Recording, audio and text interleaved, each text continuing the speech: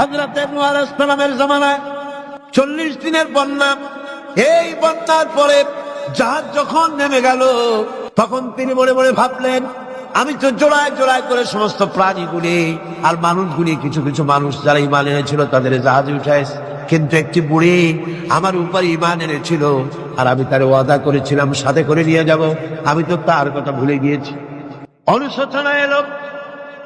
জাহাজ থেকে নেমে চতুর্দিকে লক্ষ্য করলেন, মানুষ নাই, জনপদ নাই, সব শেষ হয়ে গেছে।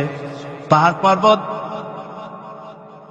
কাঠ হয়ে পড়েছে, বিল্ডিং গুলি শেষ হয়ে গিয়েছে, কোন জনপদে কোনো প্রাণী নাই, প্রাণী বলতে কিছুই নাই। হঠাৎ দূরে দেখতেন একটা কুড়ে ঘরের মতো দেখা যায়। ভাবলেন, এত বড় বন্যার ভিতরে কুড়ে ঘর কেমনে থাকলো?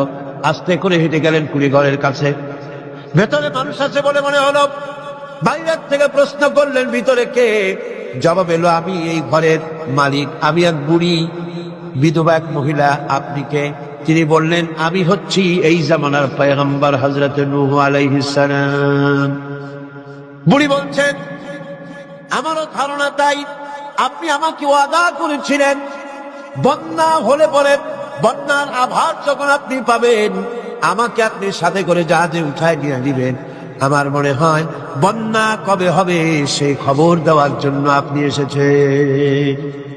হযরতে নূহ আলাইহিস সালাম সিজদায় পড়ে কাঁদতে লাগলেন, বললেন, রব্বুল আলামিন, তোমার কুদরত বোঝার ক্ষমতা আমার নাই। 40 দিন পর্যন্ত পানির ভিতরে মানুষ কেমনে জীবিত রইল? আল্লাহ পাক শোনালেন, নূরের বিপদ যখন এলো, তুমি তোমার উম্মতকে ভুলে যেতে পেরেছো, ভুলে গিয়েছো, কিন্তু আমি রব্বুল আলামিন রহমানুর রহিম, আমি আমার বান্দিরে ভুলি নাই। পানির স্রষ্টা আল্লাহ, পানির ভিতরে তিনি বাঁচাতে পারেন, আবার তিনি আগুনের ভিতরে বাঁচাতে পারেন, সব কিছু করতে পারেন, সমস্ত ক্ষমতা আল্লাহ পাকের।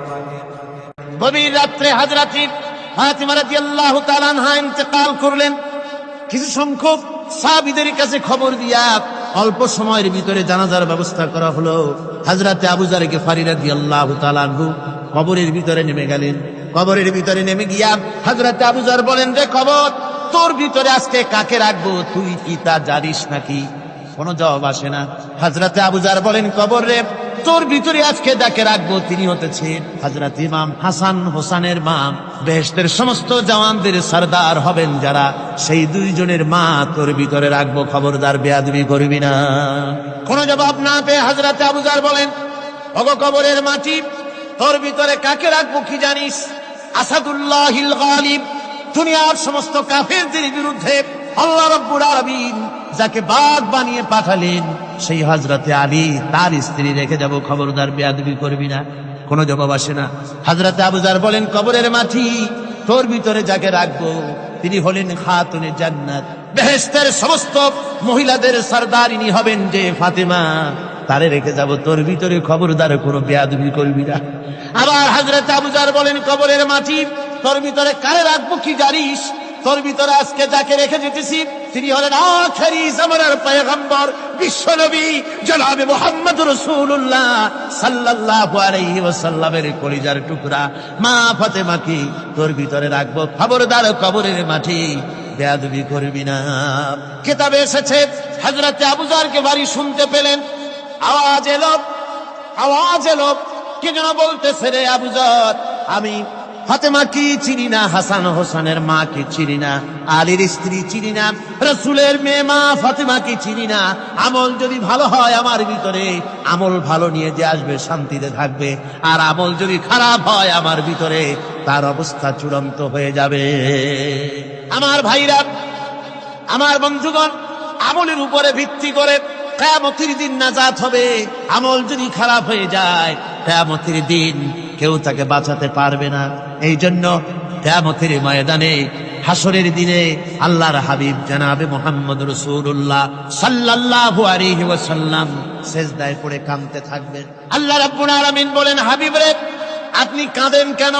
আজকে তো আপনার কাঁদার দিন না, আমি আপনাকে মাকামে মাহমুদ দান করেছি, আমি আপনাকে কাউসার দান করেছি, আপনার আজকে সম্মানের দিন, মর্যাদার দিন, কাঁদেন কেন?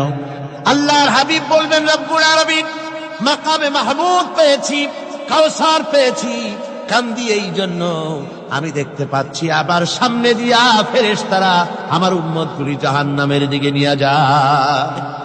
আল্লাহ রাব্বুল আলামিন বলবেন, ওগো আমার হাবিব, আমি আপনাকে ক্ষমতা দিলাম, আপনার জান্নাতি উম্মতগুলি আপনি বেছে নেন। আল্লাহর হাবিব তার জান্নাতের উম্মতগুলি বাঁচতে থাকবেন। হযরত আয়েশা বলেন, ইয়া রাসূলুল্লাহ, কিয়ামতের ময়দানে লক্ষ কোটি কোটি মানুষের ভিতরে আপনার জান্নাতি উম্মত আপনি চিনবেন কি করে? হুজুর বলেন, আয়েশা, কোন একটি ঘোড়ার কপাল যদি থাকে সাদা, এই সাদা কপালওয়ালা ঘোড়াটা যদি অসংখ্য ঘোড়ার ভিতরে যদি হারিয়ে যায়, তাহলে সাদা কপালওয়ালা ঘোড়ার মালিক তার ঘোড়াকে পাবে কিনা বলো? হযরত আয়েশা বলেন, হুজুর অনায়াসে পাবে।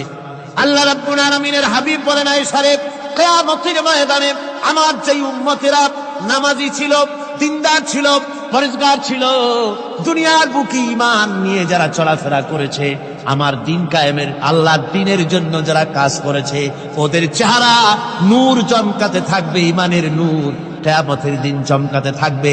সেই ঈমানের নূর দেখে দেখে আমি আমার জান্নাতি উম্মতগুলি আমি বেছে নেব। হযরত ফাতিমা রাদিয়াল্লাহু তাআলা আনহাকে রাসূলুল্লাহ সাল্লাল্লাহু আলাইহি ওয়াসাল্লাম অত্যন্ত ভালোবাসতেন, মহব্বত করতেন তার স্ত্রীদেরকেও। তার স্ত্রীরাও রাসূল করিম সাল্লাল্লাহু আলাইহি ওয়াসাল্লামকে ভালোবাসতেন প্রাণ উজাড় করে দিয়ে। নবীজি বলেছেন, কন্যার পিতাদেরকে গালি দিও না। অনেকে টিটকারি করে, বারবার মেয়ে হয় ছেলে একটাও হয় না, সেই জন্য টিটকারি বটকারি করে। আল্লাহর নবী বলেছেন, মেয়ের পিতাকে গালি দিও না, ঠাট্টা করো না, যেহেতু আমি মুহাম্মদ রাসূলুল্লাহ সাল্লাল্লাহু আলাইহি ওয়াসাল্লাম, আমি মেয়েদের পিতা, আমি নিজে মেয়েদের পিতা। খাও না, মেয়েদের পিতাকে গালি দিও না। রাসূলুল্লাহ বলেছেন, আকাশের নিচে জমিনের উপরে খাদিজার মতো মহিলা আর নাই। সেই হযরতে খাদিজা রাসূলের 4টি মেয়ে পেটে ধারণ করেছিলেন। সুবহানাল্লাহ। মেয়ের প্রতি রাসূলুল্লাহ যথেষ্ট মহব্বত করতেন, মেয়েকে খুব ভালোবাসতেন হুজুর সাল্লাল্লাহু আলাইহি ওয়াসাল্লাম। হুজুরের কলিজার টুকরা ছিলেন মা ফাতিমা রাদিয়াল্লাহু তাআলা আনহা। হুজুর যখন কোথাও যেতেন, সকলের শেষে দেখা করতেন ফাতেমার সঙ্গে, আর বিদেশ থেকে সফর করে এসে সকলের আগে দেখা করতেন ফাতেমার সঙ্গে। সুবহানাল্লাহ। রাসূলুল্লাহ আরো বলেছেন, তোমরা যখন বাজারে যাবে বা ব্যবসা করতে যাবে বা বিদেশে যাবে, আসার সময় যে সব হাদিয়া নিয়ে আসো। আমরা যখন বাইরে যাই, বাজারে যাই, কিছু হাদিয়া আনি না? জামা, কাপড়, চকলেট ইত্যাদি আমরা আনে থাকি। রাসূলুল্লাহ বলেছেন, হাদিয়াগুলি তোমরা যারা বিদেশে যাও, বাজারে যাও, হাদিয়া আনবে, আর এনে ঘরের মধ্যে ঢুকে তা শুরু করবে মেয়েকে দিয়ে। প্রথমে দেবে মেয়েকে। সুবহানাল্লাহ। মেয়ের মর্যাদা ইসলামে সব চাইতে বেশি। কোন যুগে? যে যুগে মেয়ে হলে পরেই মাটির নিচে ঘিরে রাখতো, আছাড় মেরে মেরে ফেলে দিত। বেআইনি যামবিন কুতিলা, কোন অপরাধে তাদেরকে হত্যা করা হলো, আল্লাহ পাক কোরআনে কারীমের মধ্যে বলেছেন তাদের অপরাধ আর কিছু না, তারা নারী, এই জন্য তাদেরকে মেরে ফেলা হতো। রাসূলুল্লাহ তাদের ইজ্জত দিলেন। সুবহানাল্লাহ বিহামদিহি। রাসূলুল্লাহ সম্মান দিলেন, ইজ্জত দিলেন তাদের। কন্যা হিসাবে নারীর এই মর্যাদা। ফাতেমাকে রাসূল এত ভালোবাসতেন, ইন্তেকালের সময় হযরত ফাতেমা কাঁদতে কাঁদতে বেহুশ হয়ে যাওয়ার উপক্রম হয়ে গেল। রাসূলুল্লাহ হযরত ফাতেমাকে ইশারা দিলেন। হযরত ফাতেমা তার কান নিয়ে রাসূলুল্লাহর মুখের কাছে লাগাই দিলেন। আল্লাহ নবী কি যেন বললেন কানে কানে, হযরত ফাতেমার কান্না বন্ধ হয়ে গেল। হযরত আয়েশা বলেন, মা, রাসূলুল্লাহ তোমার কানে কানে কি বলল আর তোমার কান্না বন্ধ হয়ে গেল? হযরত ফাতেমা বলেন, ইয়া আম্মা জান, আমার আব্বা আমার কানে কানে বলল, মা ফাতেমা তুই কাঁদিস না, তোর কান্না আমার বরদাস্ত হয় না, তোমাকে কাঁদতে হবে না, আমি তোমাকে সুসংবাদ দিয়ে দিতেছি, আমি মরে যাওয়ার পর সর্বপ্রথম তোমার সাথে আমার দেখা হবে। রাসূলুল্লাহর এই ভবিষ্যৎবাণী হযরত ফাতেমা বুঝতে পেরেছেন যে হুজুরের ইন্তেকালের পরে আমার বেশি দেরি হবে না, আমিও তাড়াতাড়ি হুজুরের সাথে শামিল হতে পারবো। হুজুরের ইন্তেকালের 6 মাস পরই হযরত ফাতেমা রাদিয়াল্লাহু তাআলা আনহা ইন্তেকাল করেছেন। কন্যা হিসাবে নারীর মর্যাদা ইসলাম অনেক অনেক গুণে বাড়িয়ে দিয়েছে। এই কন্যা শিশু, কৈশোর, যৌবন পেরিয়ে যখন যৌবনে তার বিয়ে হয়ে যায়, আল্লাহ রাব্বুল আলামিন তখন বলেন, ওয়া মিন আয়াতিহি আন খালাকা লাকুম মিন আনফুসিকুম আজওয়াজান লিতাসকুনু ইলাইহা ওয়া জাআলা বাইনাকুম মাওয়াদ্দাতান ওয়া রাহমা। আল্লাহ পাক বলেন, আমার নিদর্শনের ভিতরে একটি নিদর্শন, যে আমি তোমাদের থেকে তোমাদের জোড়া তৈরি করেছি, তোমাদের স্ত্রীদেরকে তৈরি করেছি, তোমাদের সাথে তোমাদের স্ত্রীর ভালোবাসা সৃষ্টি করেছি, মহব্বত সৃষ্টি করেছি। এই মহব্বত আমি আল্লাহ তৈরি করেছি। আর যখন বুড়ো হয়ে যায় মানুষ, স্বামী স্ত্রী যখন বুড়া আর বুড়ি হয়, তখন আর ভালোবাসা থাকে না, তখন ওই ভালোবাসা সহৃদয়তার করুণায় আমি আল্লাহ পরিণত করে দেই। বুড়ার জন্য তখন বুড়ি ছাড়া আর উপায় নাই, বুড়িরও আর বুড়া ছাড়া উপায় নাই। তখন ভালোবাসা কোনো বিশেষ কোনো অক্ষ নিয়ে ভালোবাসা নয়, তখন একের উপরে অন্য একদম নির্ভরশীল হয়ে পড়ে। আল্লাহ পাক বলেন এই অবস্থা আমি আল্লাহ সৃষ্টি করে দেই। সুবহানাল্লাহ। স্ত্রীকে রাসূলুল্লাহ কত ভালোবাসতেন। আল্লাহ নবী বলেছেন আমার কাছে তিনটা জিনিস প্রিয়, একটা হচ্ছে সুগন্ধি, একটা হচ্ছে নামাজ, আর একটা হচ্ছে স্ত্রী। সুবহানাল্লাহ। স্ত্রী আমার কাছে প্রিয়। হুজুর বলেছেন তোমাদের মধ্যে সেই ব্যক্তি উত্তম যে ব্যক্তি তার স্ত্রীর কাছে উত্তম। আমি আমার স্ত্রীদের কাছে উত্তম ব্যক্তি। সুবহানাল্লাহ। রাসূলুল্লাহ স্ত্রীকে কত ভালোবাসতেন। বিশ্বনবী রাজনৈতিক কর্মকাণ্ড চালাচ্ছেন, যুদ্ধের দামামা বাজতেছে, চতুর্দিকে কত অশান্তি, সবকিছু চলছে, স্ত্রীর হক আদায় করতে ভুলে যাননি। রাতের বেলায় হযরত আয়েশার বয়স কম, তাকে নিয়ে রাসূলুল্লাহ একটু সুযোগ পেয়েছেন, বলছেন আয়েশা সব তো ঘুমিয়ে, চলো আমরা একটু দৌড়াই। ওই যে দূরে একটা জিনিস দেখা যায়, দৌড় দাও, দেখি কি আগে যায়। দুজনে দৌড় প্রতিযোগিতা করলেন। দৌড় প্রতিযোগিতায় হযরত আয়েশা ফার্স্ট হলেন, হুজুর পিছনে পড়ে গেলেন। হযরত আয়েশা খুব আনন্দ করলেন যে আপনি কিন্তু আমার সাথে দৌড়ে পারলেন। পরবর্তী কিছু কাল যাওয়ার পর হযরত আয়েশা বলেন হুজুর আজকে আবার বললেন যে চলো আয়েশা একটু দৌড়াই। হযরত আয়েশা বলছেন যে সেদিনের তুলনায় আমার শরীর একটু, আমি মুটিয়ে গেছি, শরীরটি স্থূল হয়েছে, আমি আজকে দৌড়ালাম কিন্তু পারলাম না। রাসূল আগে চলে গেলেন, আমি হাঁপাতে হাঁপাতে যখন হুজুরের কাছে চলে গেছি, হুজুর তখন মুস্কি হেসে আমাকে বললেন আয়েশা ওই সেই দিনের জবাব আজকে দিয়া দিলাম। সুবহানাল্লাহ বিহামদিহি, সুবহানাল্লাহ বিহামদিহি। বিশ্ব নবী কত বড় আদর্শ বিশ্ব মানবতার জন্য। তিনি বলেছেন আরাফাতের ময়দানে রাসূলুল্লাহ বলেছেন তোমরা যেমন পড়বে তোমার স্ত্রীদেরকে তেমন পড়াবে, তোমরা যেমন খাবে তোমার স্ত্রীদেরকে তেমন খাওয়াবে, স্ট্যান্ডার্ড মেনটেন করবে। তুমি ভালো দামের কাপড় পরবে, স্ত্রীকে খারাপ দিবে তা নয়। অধিকার দুজনেরই সমান, স্বামী এবং স্ত্রী সমান অধিকার। কিন্তু আমরা তা বুঝতে পারি না, বুঝতে চাই না। আমরা অনেকে মনে করেছি বিয়ে যখন করছি তখন আমি তো নওয়াবজাদা নসরুল্লাহ খান আর বউ তো কেনা দাসী না। সে কিন্তু দাসী না, তার মর্যাদা আছে, তার সম্মান আছে, তার সম্মান আপনাকে দিতে হবে। রাসূলুল্লাহ দিয়েছে, আপনাকেও দিতে হবে। রান্না বান্না হতে দেরি হয়, কত গালাগালি শুনতে হয় নারীকে। আল্লাহর নবীর স্ত্রী হযরত আয়েশা বলেছেন আল্লাহর নবী কাজ করে, মানুষের সঙ্গে কথা বলে, রাষ্ট্রীয় দায়িত্ব পালন করে ঘরের ভিতরে এসে যখন দেখেছেন রান্না হতে দেরি আছে, রাসূলুল্লাহ বিরক্ত হন নাই, ভ্রু কুঞ্চিত করেন নাই, চোখ মোটা করেন নাই, আমাকে কোনো কথা শোনান নাই, বরং আমার কাছে বসে রান্নায় আমাকে সহযোগিতা করেছেন। সুবহানাল্লাহ বিহামদিহি। এই হলো আল্লাহর রাসূল, এই হলো বিশ্ব নবী। স্ত্রীর সঙ্গে কি মহব্বত! সুবহানাল্লাহ। হুজুর মহব্বত করতেন স্ত্রীদেরকে। রাসূলুল্লাহর ঘরে দৌলত ছিল না, কিন্তু মহব্বত দিয়ে ভরা ছিল ঘরটা। হুজুরের ঘরে ফ্রিজ নাই, এসি নাই, হুজুরের ঘরে কার্পেট নাই, হুজুরের ঘরের মধ্যে জাদির নাই, তোশক নাই, বড় বড় কম্বল নাই, আরামের কোনো জিনিস নাই, মডার্ন ইকুইপমেন্টস কিচ্ছু নাই, দৌলত নাই, কিন্তু মহব্বত দিয়ে ঘরটা ভরা। হযরত আয়েশা বলেছেন আমি পানি পান করে, যখন আমি পানি পান করে গ্লাস রেখে দিতাম, আল্লাহর নবী তখন গ্লাসের সেই জায়গায় ঠোঁট লাগাতেন যেখানে আমি ঠোঁট লাগাইয়া পানি পান করেছি। আমি গোশত চিবোতাম, রাসূলুল্লাহ আমার হাত থেকে গোশত টুকরা নিয়া সেই জায়গায় চিবোতেন যেখানে আমি চিবুয়েছি। সুবহানাল্লাহ। আমার ভাইরা, রাসূল তার স্ত্রীদেরকে মহব্বত করতেন, স্ত্রীরাও রাসূলকে মহব্বত করতেন দারুণ ভাবে। একবার হযরত আয়েশা সিদ্দিকা রাদিয়াল্লাহু তাআলা আনহা হুজুরকে গোসল করাতে ছিলেন, মাথার উপরে পানি ঢালতেছেন, হুজুর একটা চৌকির উপরে বা একটা তক্তার উপরে বসা আছে। গোসলের পানির ভিতরে রাসূলুল্লাহ দেখতে পেলেন রক্তের মতো কি যেন প্রবাহিত হয়ে যাচ্ছে। হুজুর জিজ্ঞেস করেন আয়েশা রে, পানির ভিতরে রক্তের মতো কি দেখা যায়? হযরত আয়েশা বলেন হুজুর আপনি যখন বসেছিলেন অসতর্ক মুহূর্তে তক্তার নিচে আমার একটা আঙ্গুল পড়েছিল পায়ে, আঙ্গুলটা ফেটে বোধহয় রক্ত বেরোতেছে।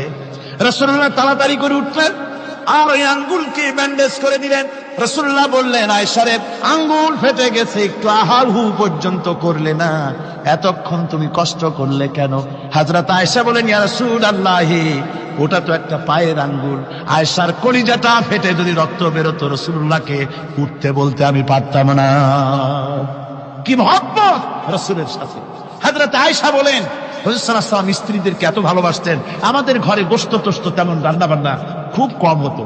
গোশত রান্না হবে কি, মাসের পর মাস চলে গেছে রাসূলের বাড়িতে, হুজুর স্ত্রীরা বলেছেন আমাদের ঘরে চুলায় আগুন জ্বলে নাই, একটু শুকনা রুটি, একটু শুকনা খেজুর আর একটু পানি খেয়ে আমাদের জীবন চলেছে, এরকমের অবস্থা হয়েছে। তারপরে এই অবস্থা চলেছে, এর মধ্যে যদি কখনো একটু গোশত আসছে, হুজুর যখন ছাগল ইত্যাদি ছাগল দুম্বা জবাও করেছেন, এই দুম্বার গোশত নিয়ে, ছাগলের গোশত নিয়ে রাসূলুল্লাহ নিজে বেরোতেন। হযরত খাদিজার বান্ধবী কোথায় আছে খুঁজে ওই বান্ধবীর কাছে গোশত পৌঁছে দিয়ে আসতে। হযরত আয়েশা বলেন, একদিন আমার ঘুম ভেঙে গেল, দেখি হুজুর আমার কাছে নাই, গেলেন কোথায়? খুঁজতে খুঁজতে যায় দেখি মসজিদে নববীর ভিতরে হুজুর হাত তুলে বসে আছেন, মোনাজাত করতেছেন। আমি পেছনে কি হাত তুলি, আমি শুনতে পাচ্ছি নবীজি দোয়া করছেন, রব্বুল আলামিন কিয়ামতের ময়দানে যেদিন সন্তান তার পিতাকে ভুলে যাবে, মা তার সন্তানকে হারায় ফেলবে, ওই কঠিন হাসরের ময়দানে আমি যেন আমার খাদিজাকে হারাইয়া না যাই। মুনাজাতের শেষে হযরত আয়েশা বলেন, ইয়া রাসূলুল্লাহ, খাদিজার কথা আপনার এত কেন বারবার মনে পড়ে? একটা বুড়িরে বিয়ে করেছিলেন 25 বছর বয়সের সময়, 40 বছর বুড়ি, তার কথা কেন এত মহব্বত আপনার মনে পড়ে? তার থেকে যুবতী মেয়ে, সুন্দরী মেয়েকে আপনার স্ত্রী হিসেবে আপনি পান নাই।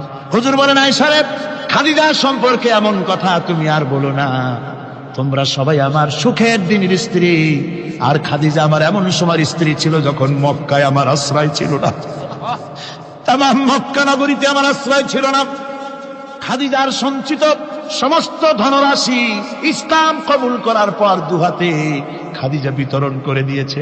হযরত আয়েশা বলেন, হুজুর আমার গোস্তাকি মাফ করে দেন, আমি আর এরকম বলবো না, তবে খাদিজা সম্পর্কে আমার কিছু একটু শুনান। হুজুর বলেন, আয়েশা রে শোনো, গভীর রাত, যত রাত হোক না কেন, ইসলামের দাওয়াত দিয়ে দিয়ে গভীর রাত্রে আমি যখন বাসায় ফিরেছি, ঘরে এসেছি, দরজায় একটা মাত্র ডাক দিয়েছি, খাদিজা, অমনি দরজা খুলে গেছে। আমি জিজ্ঞেস করেছি, খাদিজা রে, যত রাত্রে আসলাম, যতবার আসলাম, একটা ডাকের বেশি লাগলো না, তুমি কি ঘুমাও না? হযরতে খাদিজা বলেছেন, ইয়া রাসূলুল্লাহ, আমার মনের ভিতরে ভয় থাকে, আল্লাহ রাসূল দিনের খেদমতে বাইরে আছেন, আমি যদি আরামে বিছানায় ঘুমায় থাকি আর নবীজি দরজার কাছে দাঁড়ায় আমারে ডাকাডাকি করবে, উঠতে যদি দেরি হয়ে যায় নবীজির সঙ্গে বেয়াদবি হয়ে যাবে, এই মনে করে আপনি না আসা পর্যন্ত দরজার সাথে পিঠ লাগাই আমি দাঁড়াইয়া দাঁড়াইয়া ঘুমাই। আমার ভাইরা, হযরতে খাদিজার ইজ্জত স্বয়ং আল্লাহ দিয়েছেন। কে দিয়েছেন? হাদিস শরীফে এসেছে, রাসূলুল্লাহ জাবালে নূরে বসা, গারে হেরার ভিতরে বসা, হযরতে জিবরাইল রাসূলুল্লাহর সঙ্গে কথা বলতেছেন। একটু পরে হযরতে জিবরাইল বলেন, ইয়া রাসূলুল্লাহ, আমি আর এখানে বসবো না, আমি এখন চলছি, আমি দেখতে পাচ্ছি খাদিজা আসতেছে আপনার জন্য খাবার নিয়ে। খাদিজা যখন আপনার কাছে পৌঁছে যাবে, আপনি খাদিজাকে শোনায় দিবেন আল্লাহ রাব্বুল আলামিন খাদিজাকে সালাম জানাইছে। সুবহানাল্লাহ। রাসূলুল্লাহর কাছে হযরতে খাদিজা যখন আসলেন, হুজুর বললেন, খাদিজা, আজকে তোমার জন্য দারুণ সুখবর। বলে কি? বলে, আল্লাহ পাক জিবরাইল কেমন উঠে গেল আমার কাছ থেকে, জিবরাইল বলে গেল আল্লাহ তোমাকে সালাম বলেছেন। হযরত খাদিজা কেঁদে ফেললেন, বললেন, ইয়া রাসূলুল্লাহ, আমার নারী জন্ম সার্থক, আল্লাহ আমাকে সালাম বলেছেন, এর জবাব কেমনে দিতে হয় হুজুর আমি তো জানি না, আপনি আমার পক্ষ থেকে আল্লাহর সালাম কিভাবে দেওয়া লাগে আপনি দিয়ে দিন, আমি তো বুঝি না কেমনে আল্লাহর সালামের জবাব দেব। হুজুর বললেন, খাদিজা, শুধু আল্লাহ নয়, জিবরাইলও তোমাকে সালাম বলে গেছেন।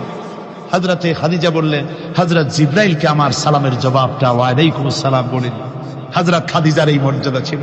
আমার ভাইরা, রাসূল পাক সাল্লাল্লাহু আলাইহি ওয়াসাল্লাম এভাবে মহব্বত করেছেন স্ত্রীদেরকে। সুতরাং স্বামী স্ত্রীর মহব্বত আল্লাহর জান্নাতি নিয়ামত। কিসের নিয়ামত?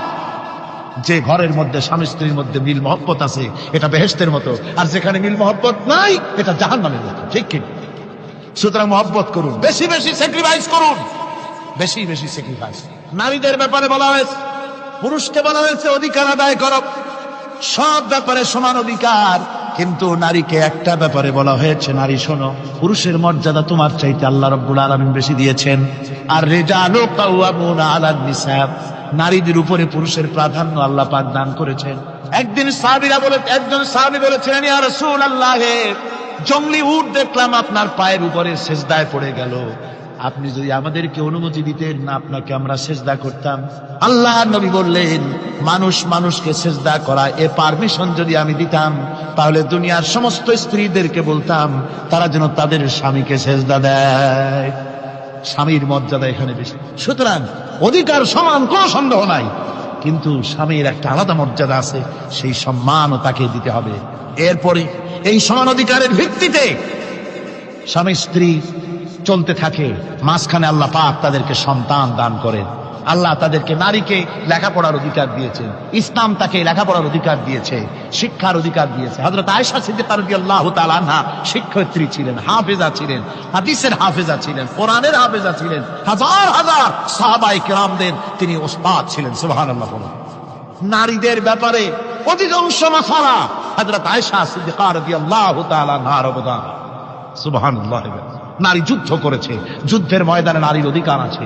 নারী চাকরি করতে পারবে, নারী ব্যবসা করতে পারবে, নারী লেখাপড়া করতে পারবে, নারী সেনাবাহিনীতে যেতে পারবে, নারী সব করতে পারবে, কিন্তু পর্দার মধ্যে।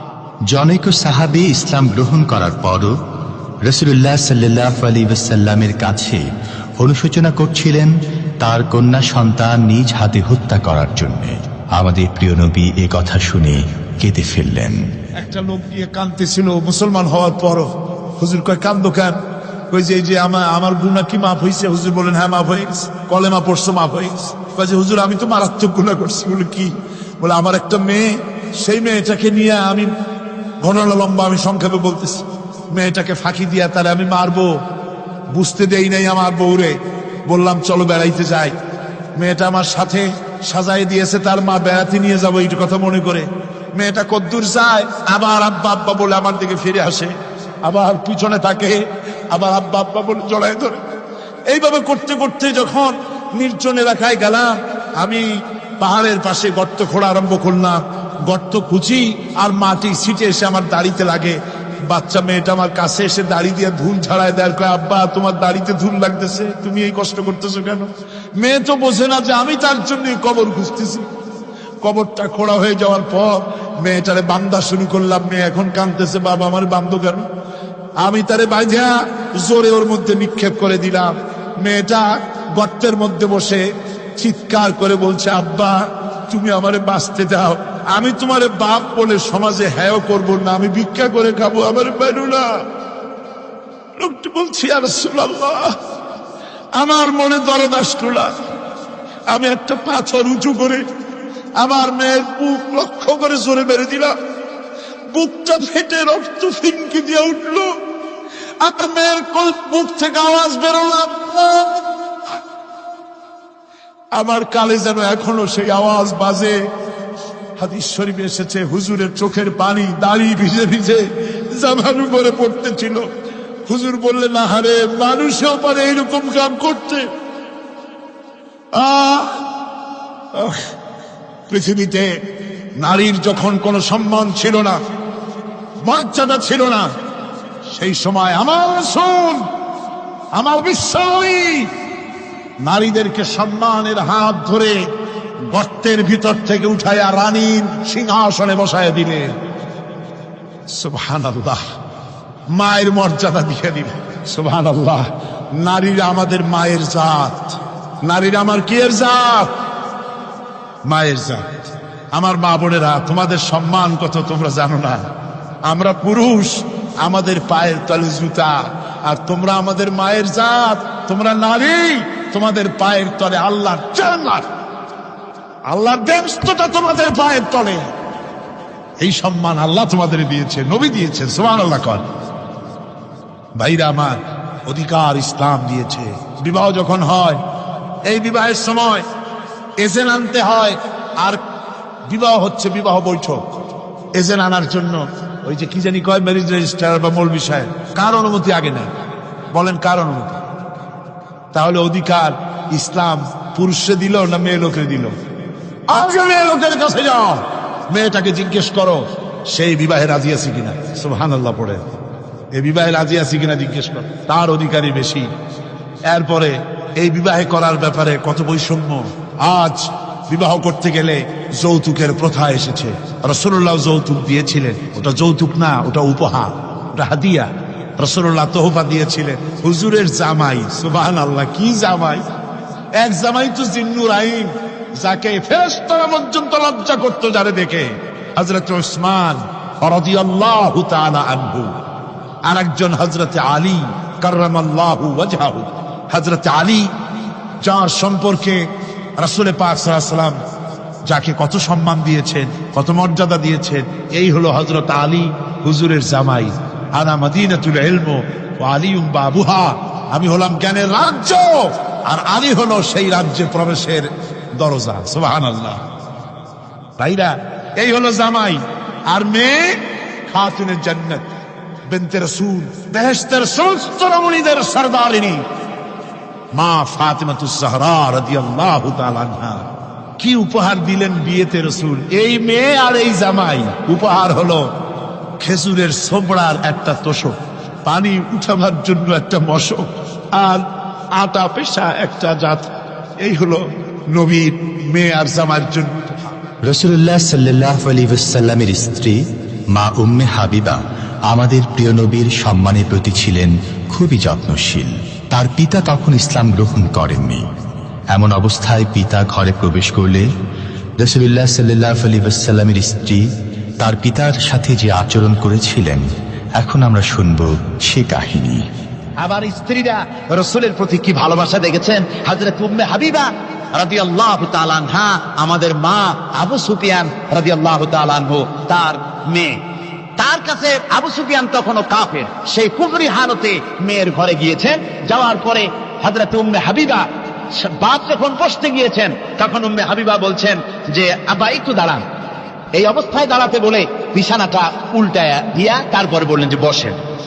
বাপ মনে খুব দুঃখ পেলেন। আবু সুফিয়ান বললেন, মা উম্মে হাবিবা, আমি তোমার পিতা, ভালো একটা বিছানা থাকলে তাই বিছায় দেওয়া উচিত ছিল, আর তুমি বিছানাটা উঠাইয়া তারপরে আমার খালি জায়গায় বসতে বললা, আমি তোমার ব্যবহারে আহত হলাম। হযরত উম্মে হাবিবা বলেন, আব্বা জান, নিশ্চয়ই আপনি আমার আব্বা, শ্রদ্ধেয় পিতা, কোনো সন্দেহ এতে নাই, কিন্তু আপনি একজন কাফের। আল্লাহর রাসূল যে বিছানায় বসেন, সেই বিছানা আমি একটা কাফেরকে বসতে দিতে পারি না।